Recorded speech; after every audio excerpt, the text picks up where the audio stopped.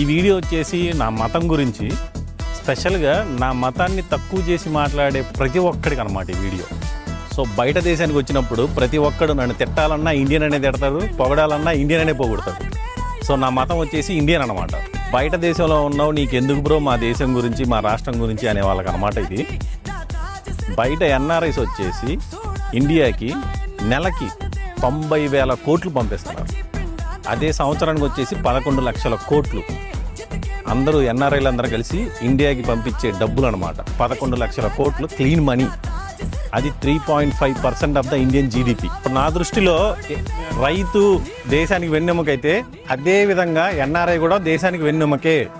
నాకు ప్రతి రైట్ ఉందన్నమాట క్వశ్చన్ చేయడానికి, స్టేట్ గవర్నమెంట్ అయినా సెంట్రల్ గవర్నమెంట్ అయినా. అంటే కామెంట్స్ పెట్టి ప్రతి ఒక్కడికి చెప్తున్నాను, ఇంకోసారి ఆ కామెంట్ పెడితే మాత్రం వెనక తల తిరుగుతుంది కదా, అట్లా తిప్పుతాను మీ తలకాయ కూడా.